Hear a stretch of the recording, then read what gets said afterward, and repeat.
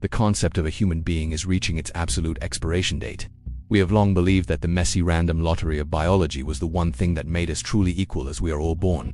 From the chaotic collision of two sets of genes, a natural dance that has dictated our existence for millions of years. But that era of randomness, of being human by the grace of nature, is being systematically dismantled in the dark corners of our world. We are standing at the edge of a biological abyss, watching as the very blueprint of life is handed over to private interests, tech billionaires, and secret laboratories operating beyond the reach of the law. This is not progress. It is an autopsy of the human soul. We are witnessing the birth of a new kind of slave, a designer product built for a world that no longer has room for the flawed, the unpredictable, or the natural. The first crack in the temple of human biology appeared in November 2018, while the world was distracted by the trivialities of the digital age. A Chinese geneticist named He Jiankui performed an act of supreme biological blasphemy in a secret laboratory, far from the oversight of any ethical board. He tampered with the core of our species, announcing with the casual tone of a man who had merely updated a piece of software that he had created the first genetically modified babies, to twin girls, born into a world that had not yet authorized their existence, were the first to have their DNA edited using the CRISPR technique.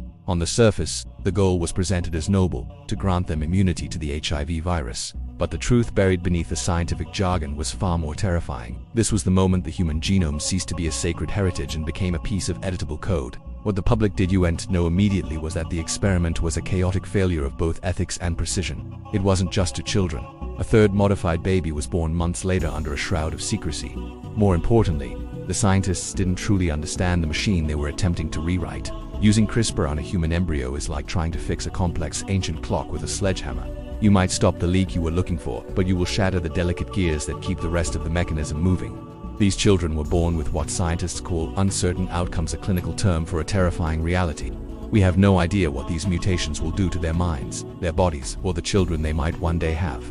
The technology to play God had been taken out of the garage and into the world, and there is no way to put it back. Now, as we move into 2025, the shadow has spread to the very heart of Silicon Valley. Recent reports have shed light on a new, secretive entity called Preventive. This Californian startup is not looking to cure the sick. They are looking to edit the unborn. They are reportedly working in total secrecy to create genetically modified embryos, identifying couples with transmissible diseases as their initial test subjects. But like any predator, they are clever enough to avoid the light, moving their operations outside the borders of the United States to seek out nations with flexible regulations. They are gravitating toward places like the United Arab Emirates, where the future can be manufactured in dark corners without the interference of human rights or medical ethics, preparing to present the world with a fait accompli that cannot be undone.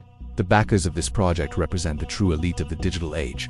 This is not a project funded by altruists or public health organizations. It is fueled by the immense wealth of tech titans like Sam Altman of OpenAI and Brian Armstrong of Coinbase. These are men who have spent their lives mastering artificial intelligence and digital currencies, and now they are turning their attention to the ultimate currency, the human genome. When the men who build thinking machines start funding the editing of humans, we must ask ourselves what kind of human they intend to build. They are not interested in the diversity of the human experience. They are interested in optimization, in durability, and in the creation of a superior class that can thrive in the cold, hyper-efficient world they are building. Genetic editing today is marketed as a beacon of hope against rare, devastating diseases, with stories of children saved from sickle cell anemia or spinal muscular atrophy. In those cases, where editing occurs after birth, the light of science shines bright. But the project of embryo editing is something entirely different. When you tamper with an embryo, you are not just treating a patient, you are tampering with a lineage. Every change made to that DNA will be passed down to every generation that follows. We are introducing permanent, irreversible mutations into the human gene pool, effectively branching the human species into two distinct groups, the edited and the unedited, the optimized and the biological relics. This is the end of our shared biological history. This is eugenics rebranded for the 21st century, a high-tech version of the darkest impulses of our past. The goal is no longer just to prevent disease, it is to calculate a polygenic risk score for every life before it is allowed to begin. Private companies are developing tools that sift through an embryo's entire genome to predict everything from their future height and strength to their anxiety levels and cognitive potential. It is a biological caste system in the making, where the rich will not only have more money but will have better genes. They will be smarter, faster, and more resistant to the decay of time, becoming potentially immortal, while the rest of humanity is left to rot in the chaotic randomness of natural birth and inherited weakness. The slippery slope is not a theory. It is a sheer cliff. Once we accept that a billionaire can pay to have his child's genes optimized to prevent a disease, we have already accepted that he can pay to make that child better in every other way. Who defines what a desirable trait is? In the hands of private entities acting for profit, The answer will always be whatever the market demands. We are looking at a future where children are designed like consumer electronics, with built-in advantages and proprietary traits. We are creating a world where your value as a human being is determined before you even have a heartbeat, based on a spreadsheet of your genetic potential and the size of your parents' bank account. The secrecy of these projects is the most damning evidence of their intent. They operate in the shadows, waiting to present the scientific community with a reality that is already finalized. They want to create the first generation of optimized humans and then ask for forgiveness, knowing that once the children are born, they cannot be unmade. It is a strategy of biological ambush. By operating in countries with flexible laws, they are avoiding the collective wisdom and ethical safeguards of humanity, deciding the future of our species without our consent. Imagine the psychological horror of being a designed child, knowing that your every talent and personality trait was selected by a technician in a lab to satisfy a billionaire's vanity. Conversely, imagine being a natural child in a world dominated by the edited. You would be a second-class citizen in your own skin, a biological relic unable to compete with the optimized overlords. This is the world Silicon Valley is conceiving, a world of perfect genes for those who can afford them, and biological obsolescence for the rest of us. The language they use is always sanitized, talking about prevention and safety. But beneath the clinical mask is the ancient, terrifying desire for immortality and total control.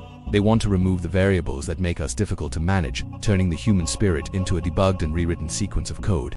As we move deeper into this genetic revolution, the concept of family and heritage is being hollowed out. What does it mean to be someone's child when your genes were curated by a startup? We are witnessing the commodification of the human soul, handing over the keys to our evolution to the same people who designed addictive algorithms and cold artificial intelligences. The moratoriums that scientists have called for are being ignored, and ethical warnings are being drowned out by the sound of venture capital. We are rushing toward a future of biological caste systems with our eyes closed, allowing the definition of human to be narrowed until it fits into a laboratory dish. There is no undo button for the human genome. Once we start flooding the world with edited lineages, there is no going back. The natural human will become an endangered species, a curiosity in a world of optimized machines. We are sacrificing our randomness and our very essence for the promise of a perfection that is hollow and cold. In the laboratories of the desert and the secret offices of San Francisco, the human race is being redesigned. The gallows are ready, the blueprint is open, and the night is coming for the natural world. Stay curious, but stay terrified, because the person standing next to you might soon be something more, or much less, than human.